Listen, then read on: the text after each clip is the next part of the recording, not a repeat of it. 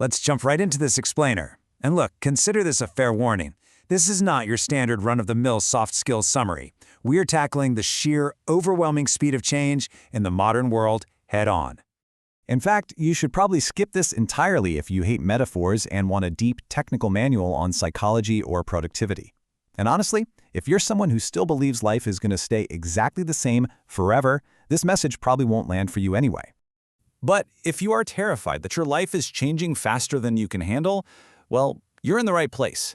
We're going to explore one of those rare books that feels incredibly simple at first, but then randomly hits you 3 days later while you're staring at the ceiling at 2 a.m.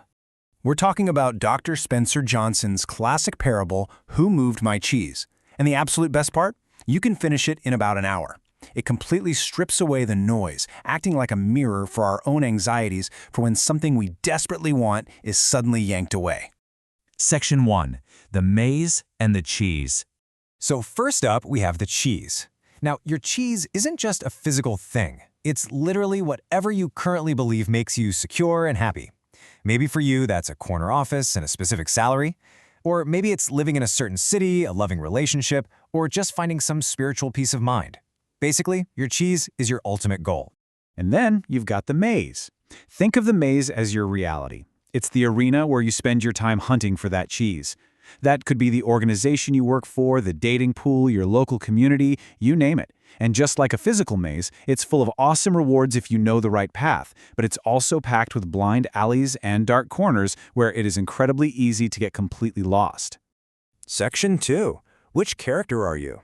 This is where the story brilliantly forces us to look at our own behavior. We get this great contrast. On one side, we have two simple mice, Sniff and Scurry. They don't overthink things, they literally just rely on basic gut instincts.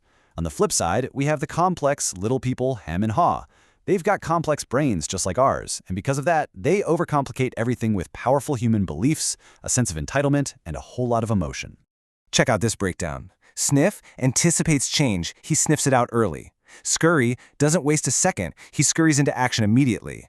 Then we have Hem, who completely denies and resists change because he is absolutely terrified it'll lead to something worse.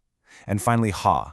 He fights it at first, but eventually learns to adapt when he realizes changing can actually lead to something way better. So ask yourself right now, when the unexpected completely upends your life, do you sniff out the shift? Do you scurry into action?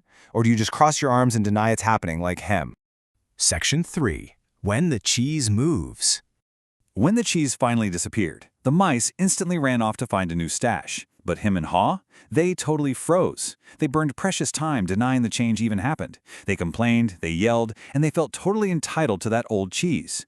They were paralyzed by the unknown of the maze. But as Haw eventually realizes, and literally writes on the wall, if you do not change, you can become extinct. You know, the source material includes this really interesting discussion where former classmates analyze this exact parable. One of them, Carlos, hits the nail on the head. He says it sounds almost too simple, but it's the absolute truth. Our complex human brains use fear to completely immobilize us. We build these elaborate, logical-sounding excuses for why we shouldn't have to adapt, but at the end of the day, it is just raw fear of the unknown. Section 4. Writing on the wall. Right before Haw finally steps out into the dark, scary part of the maze, he writes this profound question. And honestly, it's the exact question you need to ask yourself today if you're feeling stuck by a shifting industry, a changing relationship, or some crazy new technology. What would you do if you weren't afraid?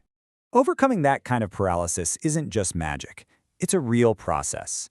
Haw figures out that first, you have to actually recognize your own denial. Then, and I think this is the hardest part, you have to laugh at your own folly.